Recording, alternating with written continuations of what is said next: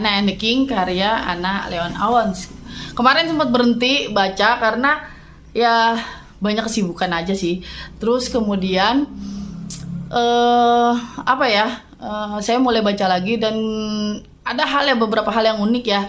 Si Anna itu sudah mulai masuk ke terlibat ke kehidupan pribadi anak-anak muridnya gitu kan. Salah satu anak muridnya itu ada yang meninggal, dan kebetulan yang meninggal itu adalah anak kesayangan dari ayahnya, yaitu Raja Mangkut. Terus sempat itu benar-benar bikin istana itu berubah lah, raja itu jadi kehilangan kecerianya dan segala macam gitu.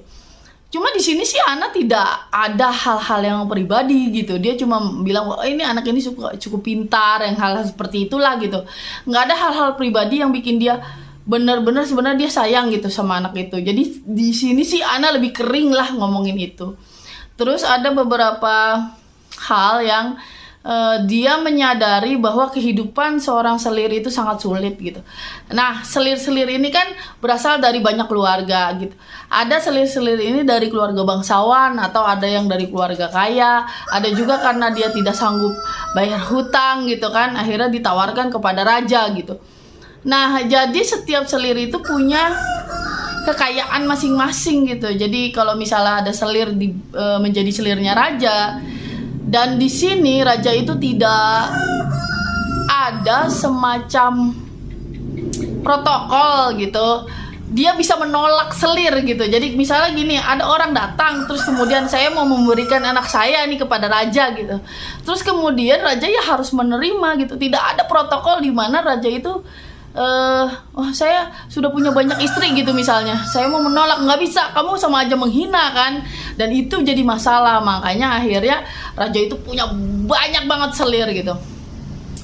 Selir-selir ini kehidupan gimana ya, kehidupan sebagai selir-selir raja gitu, bisa dibilang adalah kehidupan yang sangat sulit gitu, karena mereka selalu ada hubungannya dengan politik gitu. Mereka saling bersaing satu sama lain. Mereka bisa dibilang saling memperebutkan perhatian raja gitu.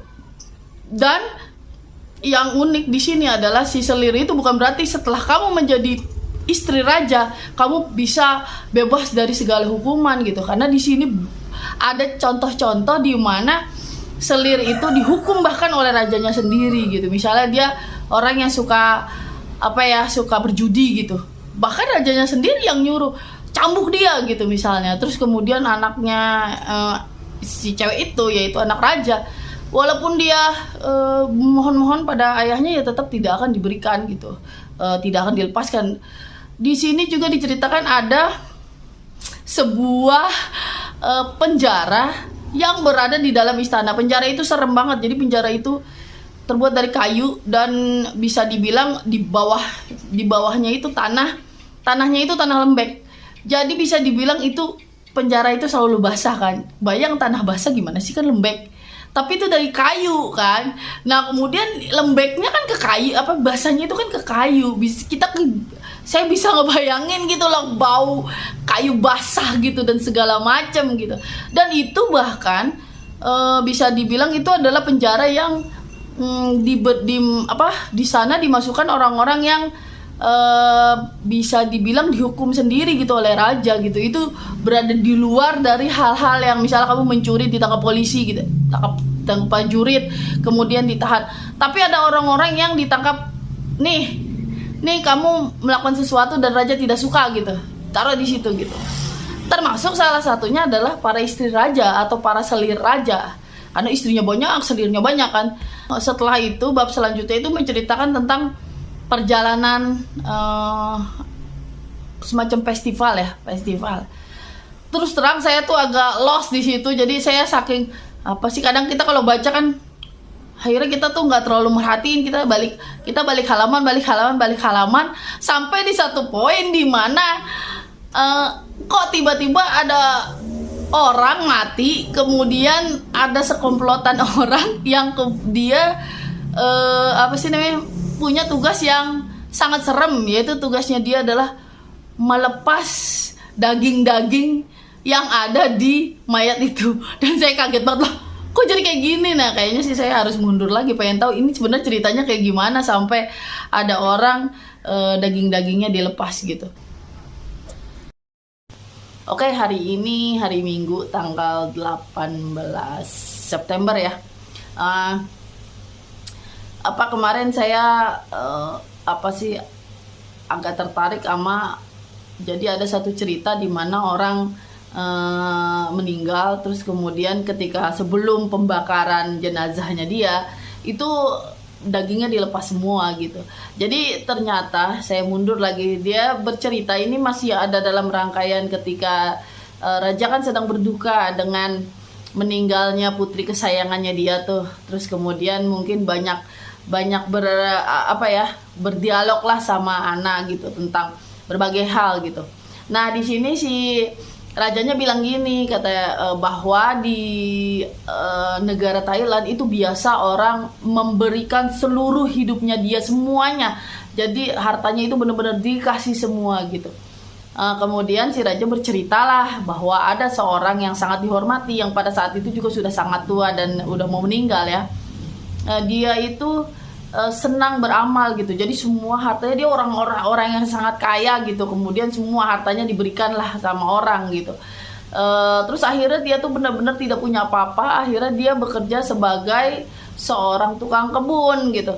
Nah tapi ketika dia jadi tukang kebun, dia kan banyak belajar tentang tanaman-tanaman tuh. Dia jadi banyak tahu lah tentang tanaman-tanaman obat gitu. Akhirnya kemudian dia jadi tabib. Dia jadi tabib yang sangat dihormati. Terus kemudian akhirnya dia jadi punya uang lagi tuh kan. Bisa dibilang orang kan kemudian membayar jasanya dia. Tapi kemudian uang itu terus dia berikan ke orang, gitu. Sampai akhirnya dia pernah dicuri nih, peralatan pertukangannya dicuri gitu. Tapi kan dia udah terkenal lah, orang tuh udah tahu dia orang yang sangat dermawan gitu. Datang raja ke dia, terus kemudian memberikan hadiah alat-alat pertukangan yang banyak gitu. Alat pertukangannya itu kemudian dibagi-bagiin sama dia tuh, sama si tukang kebun itu, dibagi-bagiin ke semua orang, termasuk dibagiin ke maling itu gitu. Jadi dia kenal ternyata sama malingnya, dan yang paling banyak dari alat-alat pertukangan itu dia kasih ke malingnya itu gitu. Sampai akhirnya dia merasa bahwa kok saya udah memberikan seluruh harta saya tetap punya uang juga gitu. Terus kemudian akhirnya dia berikan lagi hartanya, orang tetap seperti itu gitu. Akhirnya dia benar-benar memberikan semuanya sampai dia kemudian akhirnya menjadi seorang biarawan gitu. Sebagai seorang biarawan kan dia nggak punya apa-apa ya. Dia cuma punya jubah biara sama mangkok. Mangkok itu buat makannya dia. Jadi setiap pagi biasanya biarawan itu dia duduk di depan gitu, nanti ada orang-orang yang lewat gitu akan memberikan ya mungkin sedikit nasi buat makan biarawan itu, karena biarawan itu benar-benar gak punya apa-apa, makanannya pun diberikan saja gitu. Nah akhirnya si biarawan itu kemudian meninggal dunia, dan karena dia dari awal bilang bahwa saya pengen semuanya berguna gitu dari hidup saya, maka ketika dia meninggal, setelah jenazahnya dibersihkan, sebelum jenazah itu dibakar, ada bagian tubuhnya lagi yang masih bisa diberikan. Kemudian akhirnya orang-orang yang ditugaskan untuk mengurus jenazah mulai melepas daging-daging yang ada di tubuhnya dia untuk diberi makan anjing gitu. Setelah itu tinggal tulang-tulangnya aja baru dibakar. Seperti itu gitu. Terus kemudian bab selanjutnya tuh menarik ya, tentang tentang tahayul gitu. Tapi itu yang ditulis oleh anak gitu, tahayul gitu yang itu. Tapi sebenarnya mungkin ini adalah bisa dibilang kepercayaan masyarakat sekitar gitu. Dan di sini saya cukup amazed dengan perubahan sikapnya anak ketika pertama kali dia sangat menghina, sangat menganggap bahwa orang-orang Asia, orang yang khususnya adalah orang-orang Thailand ini orang-orang yang sangat terbelakang. Tapi di sini dia masih menulis, misalnya saya merasa aneh tapi dia cukup respect gitu, bahwa itu adalah pikiran yang berbeda gitu. Cuma yang ditulis dia emang agak-agak bukan nggak masuk akal ya, memang bener tahayul ya. Contohnya ya, Misalnya ada yang namanya jin penjaga. Jadi jin penjaga itu adalah orang-orang yang ditugaskan untuk menjaga, tapi orang itu harus dibunuh dulu gitu. Jadi di situ ada cerita seorang raja, dia terancam dengan atase dari Prancis. Jadi atase dari Prancis itu tidak setuju dengan perjanjian dagang oleh Raja Thailand. Tapi ini bukan Raja Mangkut, ini diceritakan raja yang dulu gitu. Terus kemudian si raja itu tidak mau gitu untuk merubah. Jadi sampai si atase itu datang ke raja dan saya minta bahwa ini perjanjian dirubah, tapi rajanya cuma bilang ya nanti saya rubah. Tapi sesudah itu rajanya ketakutan. Dia bangunlah di istana itu, dia bikin parit, terus dia bikin kayak gerbang-gerbang supaya dia tidak dibunuh gitu loh. Terus kemudian yang lucunya disitulah dia malam-malam dia itu prajuritnya tentu saja ya, bawahannya dia mengundang orang-orang datang gitu. Jadi orang-orang rakyat jelata yang lewat gitu diundang datang, katanya mau diajak makan gitu. Tapi kalian harus mau untuk apa ya, menjaga ini, tempat ini gitu. Kamu akan ditugaskan oleh raja. Mungkin orang-orang itu nyangka mereka akan dipekerjakan oleh raja, mereka seneng dong katanya. Terus mereka masuk, terus ternyata dibuatlah jebakan sehingga orang-orang itu mati. Dan ketika orang-orang itu mati, sementara mereka sudah bilang bahwa mereka mau menjaga daerah itu, menjaga istana raja, maka sudah dianggap bahwa mereka akan menjadi jin penjaga gitu. Mereka akan menjadi makhluk halus yang menjaga daerah itu gitu.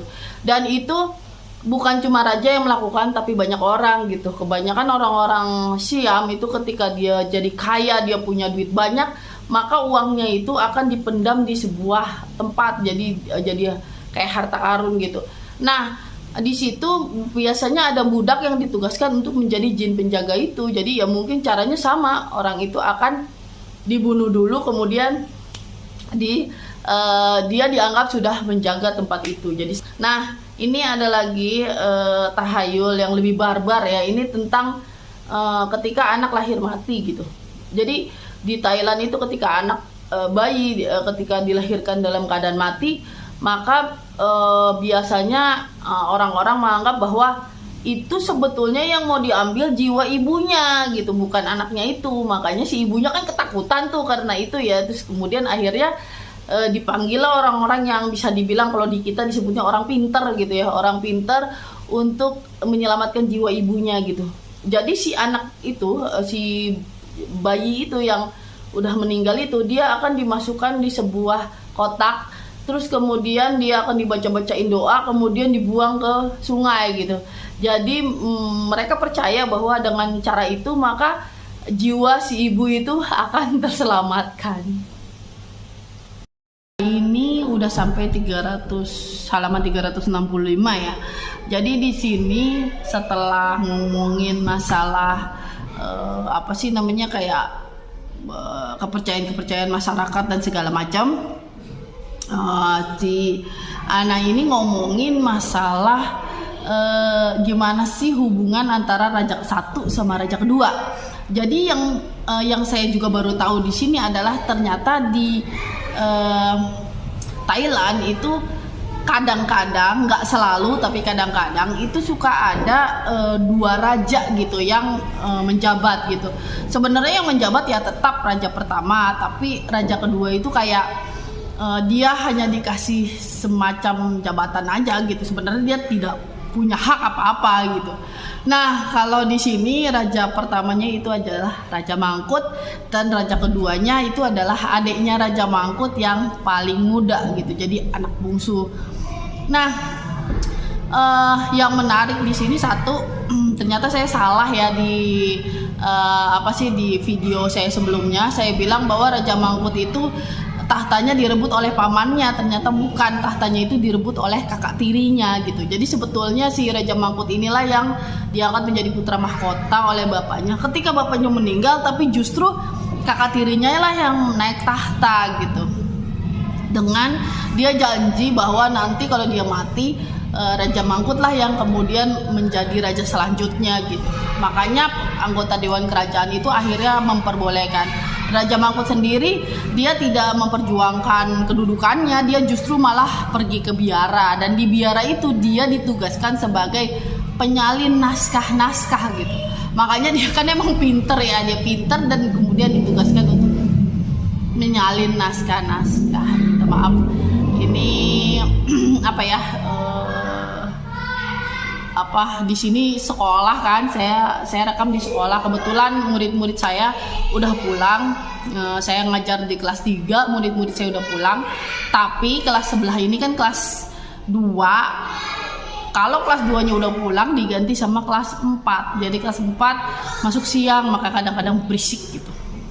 Tapi kalau saya sendiri, murid-murid saya udah pulang semua jam 11 gitu. Makanya sesudah itu saya punya waktu kosong lah, selain kita ya pasti ngerjain kegiatan-kegiatan guru seperti administrasi guru, terus sama misalnya RPP, rencana pembelajaran gitu ya untuk besok gitu. Sekalian saya juga kadang-kadang merekam. Lebih enak merekam di sini sebetulnya ya daripada di rumah, karena sampai di rumah udah capek, males juga kadang ngerekam. Nah, jadi Mangkut ini ketika diangkat, dia kemudian mengangkat adik bungsunya sebagai raja kedua. Raja kedua itu nggak punya kedudukan apa-apa, dia cuma sebagai penyebutan aja lah gitu. Raja kedua ini sifatnya bisa dibilang orang yang menurut Ana itu orang yang sangat luar biasa ya. Dia orang yang baik, pokoknya dia benar-benar orang yang apa ya, yang lebih baik lah dibanding kakaknya, malah secara pribadinya dia gitu. Cuma akhirnya Raja Mangkut sama Raja kedua ini dia dia tuh bisa dibilang bertengkar, berkelahi dan tidak saling bicara lagi gara-gara si adiknya itu pengen pinjem duit punya negara gitu, dan itu tidak boleh oleh Mangkut. Nah, walaupun akhirnya diceritain sih bahwa ternyata pada saat kematiannya Raja kedua itu menyadari bahwa dia tidak bisa seterusnya bermusuhan terus sama kakaknya, maka kemudian dia minta maaf dan mereka rekonsiliasi sebelum si Raja keduanya ini meninggal. Mengenai sifat Raja pertama sendiri itu berbeda dengan apa yang ada di film ya. Kalau di film kan kita melihat bahwa dia menjadi raja yang bijaksana, menjadi ayah yang luar biasa dan segala macam gitu. Sementara di sini ternyata sifatnya sangat menyebalkan rajanya. Dia benar menjadi raja yang bijaksana, betul. Dia menjadi pemimpin yang dihormati, betul. Dia pemimpin yang sangat memperhatikan rakyatnya, itu betul. Tapi sebagai dirinya sendiri, sebagai pribadi, sebagai seorang manusia, dia orang yang menjengkelkan gitu buat si Ana gitu. Kemudian saya curiga ini bab terakhir itu si Ana udah siap-siap untuk mengundurkan diri gitu. Jadi kalau di film itu kan ada semacam ininya ya, semacam pemicunya ya. Jadi kalau di sini dalam cerita ini si Ana itu tidak menjelaskan ada satu kasus tertentu gitu. Yang pasti dia itu selalu memang dia mengakui bahwa dia selalu ikut campur sama urusan negara gitu. Jadi kalau ada permasalahan dia ikut campur, ada permasalahan dia ikut campur. Kemudian dia sadar bahwa dia selalu kalah. Kenapa? Karena bukan masalah dia benar atau salah, tapi masalahnya adalah si rajanya itu bukan raja, hakimnya itu nggak mau kalau misalnya dia dimenangkan si Ana, maka itu kemudian mereka berpikir kalau mereka itu berada di bawah seorang Eropa gitu, seorang perempuan gitu. Misalnya mereka nggak mau kalau ada anggapan rajanya di bawah pengaruh seorang perempuan gitu. Makanya mereka hampir selalu si Ana itu dikalahkan gitu. Tapi yang unik adalah suatu kali si Ana itu lagi biasa di rumah, tiba-tiba ada orang datang terus bilang ada surat gitu untuk Ana. Terus Ana bilang, surat dari siapa? Kamu siapa? Kenapa kamu masuk ke rumah saya gitu kan? Terus kata dia gini, para pelayan Anda tahu saya itu orangnya siapa gitu. Terus pokoknya intinya para pelayannya tahu dia itu utusan siapa gitu. Terus kemudian ternyata di surat itu ada tulisan bahwa Ana harus mengundurkan diri gitu. Jadi kayak mungkin ancaman yang sangat halus gitu di situ, bahwa Anda harus mengundurkan diri dari kedudukan Anda sebagai guru dari anak-anaknya raja. Yang menarik tadi saya bilang tentang biarawan, hampir semua orang, kata si Ana, hampir semua laki-laki sebagai penduduk Thailand adalah pernah menjadi seorang biarawan dalam hidupnya dia gitu. Entah waktu masih kecil dia sempat jadi biarawan terus keluar gitu. Jadi intinya kayaknya sih dalam masyarakat Thailand itu ada satu momen dalam hidupnya dia ketika dia harus masuk ke biara gitu, entah pada saat dia masih kecil atau dia udah dewasa. Kemudian apakah dia tetap lanjut sebagai biarawan atau dia keluar kemudian menjalani hidup sebagai manusia biasa gitu, itu dianggap biasa gitu. Jadi misalnya contohnya salah satunya adalah kalau kamu bermasalah dengan istrimu, biasanya orang Thailand itu akan menjadi biarawan gitu. Itu lebih mudah gitu kan daripada perceraian gitu. Jadi kalau udah jadi biarawan, ya dia kemudian bisa keluar lagi kemudian menjadi suaminya si istrinya lagi, atau ya udahlah dia di biara aja gitu. Jadi ya itu lebih mudah gitu katanya, seperti itu. Nah, oke, akhirnya selesai juga ya saya baca Anna and the King, khususnya bukan khususnya sih, saya selalu menyelesaikannya kemarin ya, semalam, masih tanggal 19 September 2022. Itu mungkin salah satu buku yang cukup lama yang saya baca, karena sempat terpotong terus kemudian kesibukan saya. Kebetulan saya baru aja pindah kerja gitu, jadi tadinya saya kerja di bagian Bogor mana, terus saya pindah ke bagian Bogor mana gitu, sama-sama di Kabupaten Bogor tapi pindah kerja. Jadi sempat karena pindah rumah juga dan segala macam, akhirnya agak terputuslah saya baca, terus saya mulai lagi gitu. Ketika awal saya baca itu cukup kaget karena saya pikir saya mendapatkan buku yang cukup ringan ya, ternyata bukunya tidak ringan tapi bukunya cukup berat. Karakter si Ana sendiri berbeda dengan apa yang saya dapatkan di film, termasuk hampir semualah kecuali Chulalongkorn lah. Yang lainnya benar-benar beda, Raja Mangkutnya juga berbeda. Di satu sisi lain saya bisa mengerti kenapa rakyat Thailand itu sangat marah dan kemudian mereka tidak mau menerima filmnya Anna and the King. Itu sangat belak-belakan, si Ana itu menceritakan gitu. Saya benar-benar menghargai, pada akhirnya saya menghargai kejujurannya dia gitu. Awalnya saya cukup kaget dengan kok bisa sih dia melihat seorang sama-sama manusia seperti itu gitu, ketika dia menganggap bahwa orang-orang Asia itu orang-orang bodoh, terbelakang dan segala macam. Tapi kemudian perjalanan waktu dia melihat gimana sih orang-orang Asia, gimana cara dia menghargai gitu. Ternyata di Asia ini juga orang-orangnya dia punya budaya sendiri dan punya kehebatan sendiri yang mungkin berbeda dengan kehebatan yang ada di tempatnya dia gitu, di Eropa gitu. Gimana dia membahas kerajaan Kamboja yang luar biasa pada masa lalu gitu.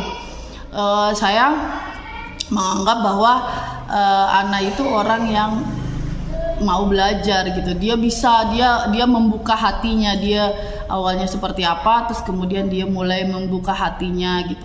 Dia orang yang sangat jujur untuk menceritakan sesuatu, dan saya bisa mengerti kenapa dia sangat dibenci oleh orang-orang istana gitu, karena selain kejujurannya dia sangat memperjuangkan apa yang menurut dia itu benar, dia perjuangkan gitu, sehingga mungkin berbenturan dengan kebiasaan. Contohnya misalnya Ana itu sangat tersinggung perempuan itu berada benar-benar di bawah laki-laki, walaupun pada masa dia itu masih sistemnya patriarkal tentunya gitu.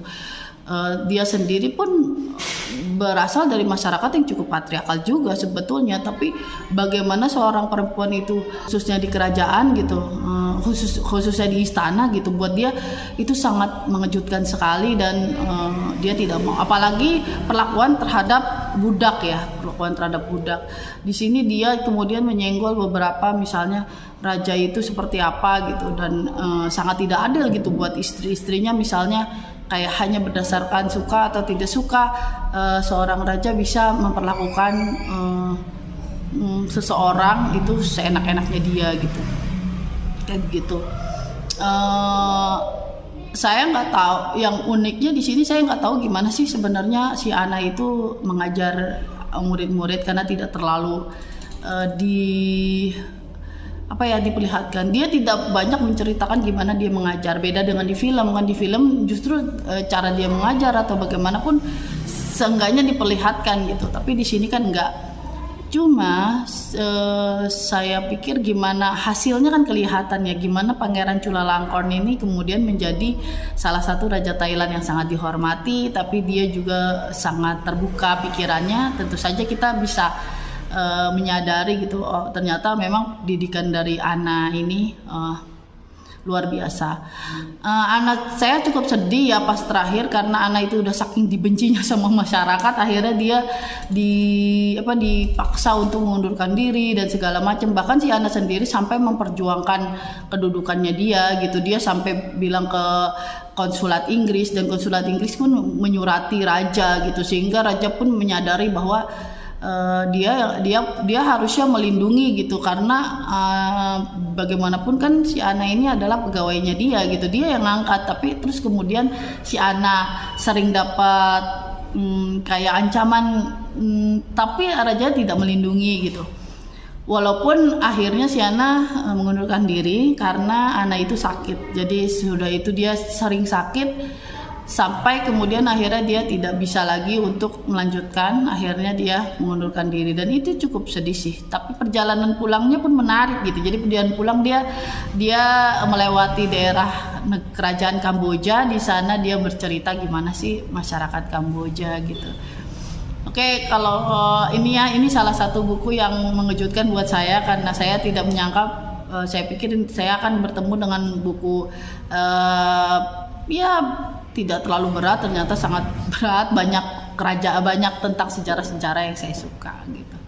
Oke, sampai di sini pembahasan buku kali ini. Kalau ada yang salah, ada yang mau diperdebatkan, silakan tulis aja di kolom komentar di bawah ya. Akhirul kalam. Assalamualaikum warahmatullahi wabarakatuh.